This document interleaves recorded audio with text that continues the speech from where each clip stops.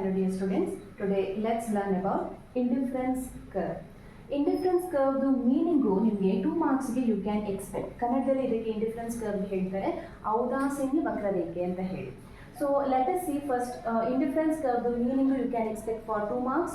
Indifference curve the map you can expect for 4 marks. ಇದರದ್ದು features ನಿಮಗೆ 6 marks ಗೆ ಬರುತ್ತೆ. So ಹಾಗಾಗಿ 2 marks ಗೆ what is the meaning of indifference curve ಅಂತ ನೋಡೋಣ. See, indifference curve ಏನು ಹೇಳುತ್ತೆ ಅಂತ ಹೇಳಿದ್ರೆ it explains about different combination of two goods which give same level of satisfaction. ಅಂದರೆ ಎರಡು ಸರಕುಗಳ ಬೇರೆ ಬೇರೆ ಸಂಯೋಜನೆಗಳು ಒಂದೇ ಮಟ್ಟದ ತೃಪ್ತಿಯನ್ನು ನೀಡುವಂಥದ್ದು. ನೋಡಿ, ನಾವು ಲಾ ಆಫ್ ಡಿಮಿನಿಷಿಂಗ್ ಮಾರ್ಜಿನಲ್ ಯುಟಿಲಿಟಿಯಲ್ಲಿ we have taken only one commodity, ಅದನ್ನು ಕಂಟಿನ್ಯೂಸ್ ಆಗಿ ಕನ್ಸ್ಯೂಮ್ ಮಾಡಬೇಕು ಅಂತ ಹೇಳಿದ್ವಿ, ಹೌದಾ?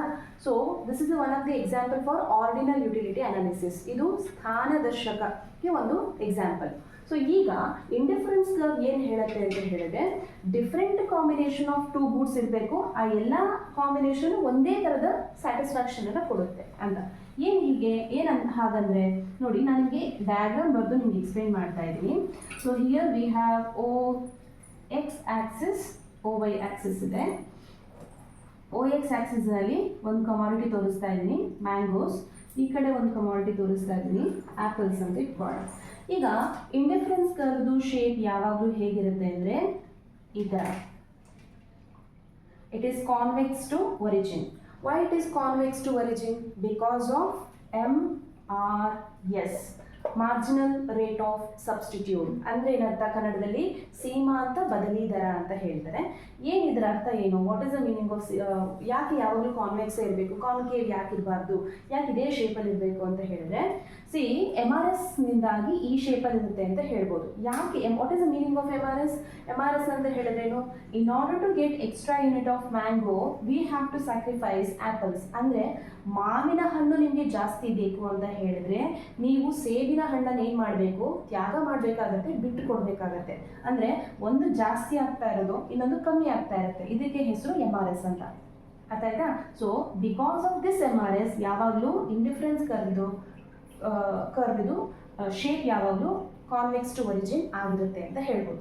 ನೋಡಿ, ಇಲ್ಲಿ ನೀವು ಅಬ್ಸರ್ವ್ ಮಾಡ್ಬೋದು, ಬೇರೆ ಬೇರೆ ಕಾಂಬಿನೇಷನ್ಸ್ ಇದೆ ಅಂತ ಇಟ್ಕೊಳ್ಳೋಣ ಹೀಗೆ. ಓಕೆ, ಇದಕ್ಕೆ ನಾನು A B C D E ಅಂತ ಹೆಸರು ಕೊಟ್ಟಿದ್ದೀನಿ. ಈಗ ಮ್ಯಾಂಗೋ ಏನಾದರೂ ನೀವು 1 ಪ್ರಿಫರ್ ಮಾಡ್ತೀರಿ ಅಂತ ಹೇಳಿದ್ರೆ, ಆ್ಯಪಲ್ಸು ನಿಮಗೆ ನೀವು ಎಷ್ಟು ತೊಗೊಳ್ಬೋದು ಅಂದರೆ 15 ತೊಗೊಳ್ಬೋದು ಅಂತ ಇಟ್ಕೊಳ್ಳೋಣ. ಓಕೆ, ಸೊ ಅಗೈನ್ ಮ್ಯಾಂಗೋಸ್ ನೀವು ಇಲ್ಲಿ 2 ಪ್ರಿಫರ್ ಮಾಡ್ತೀರಿ ಅಂತ ಹೇಳಿದ್ರೆ ಆ್ಯಪಲ್ಸು ನಿಮ್ಗೆ ಎಷ್ಟು ಸಿಗುತ್ತೆ ಅಂದರೆ 10 ಸಿಗುತ್ತೆ. ಅಂದರೆ ನೀವು ಒಂದು ಜಾಸ್ತಿ ಆಗ್ತಾ ಇದೆ, ನೀವು ಅಬ್ಸರ್ವ್ ಮಾಡ್ಬೋದು. ಇದು ಮ್ಯಾಂಗೋ ಏನಾದರೂ 3 ತೊಗೊಳ್ತೀರಿ ಅಂತ ಹೇಳಿದರೆ ಆ್ಯಪಲ್ಸ್ ನೀವು ಎಷ್ಟು ತೊಗೊಳ್ಬೋದು? ಕಮ್ಮಿ, ಇದಕ್ಕಿಂತ ಕಮ್ಮಿ. ಸೊ ನೀವು ಅಬ್ಸರ್ವ್ ಮಾಡ್ತಾ ಇದ್ದೀರಿ, ಇಲ್ಲಿ ಒಂದು ಮ್ಯಾಂಗೋಸ್ ಇನ್ಕ್ರೀಸ್ ಆಗ್ತಾ ಇರೋದು ನೋಡ್ತಾ ಇದ್ದೀರಿ, ಆ್ಯಪಲ್ಸ್ ಏನಾಗ್ತಾ ಇದೆ? ಡಿಕ್ರೀಸ್ ಆಗ್ತಾ ಇರೋದು ನೋಡ್ತಾ ಇದೆ. ಸೊ ಇಂಡಿಫರೆನ್ಸ್ ಕರ್ವ್ ಏನು ಹೇಳುತ್ತೆ ಅಂದರೆ ಡಿಫರೆಂಟ್ ಕಾಂಬಿನೇಷನ್ಸ್, ನೀವು ಯಾವುದೇ ಕಾಂಬಿನೇಷನ್ ಇದ್ರು ಚೂಸ್ ಮಾಡಿದ್ರು ನಿಮಗೆ ಏನು ಸ್ಯಾಟಿಸ್ಫ್ಯಾಕ್ಷನ್ ಸಿಗುತ್ತೆ ಅದು ಸೇಮ್ ಇರುತ್ತೆ. ಅದರಲ್ಲಿ ಯಾವುದೇ ರೀತಿಯಂತಹ ಚೇಂಜಸ್ ಇಲ್ಲ. No changes in the satisfaction. So this is about indifference curve. ಇನ್ನೂ ಇದರ ಬಗ್ಗೆ ಎಕ್ಸ್ಪ್ಲನೇಷನ್ ಬೇಕು ಅಂತ ಹೇಳಿದ್ರೆ ಕಮೆಂಟ್ ಮಾಡಿ, ಎಕ್ಸ್ಪ್ಲೈನ್ ಮಾಡಿ. Thank you.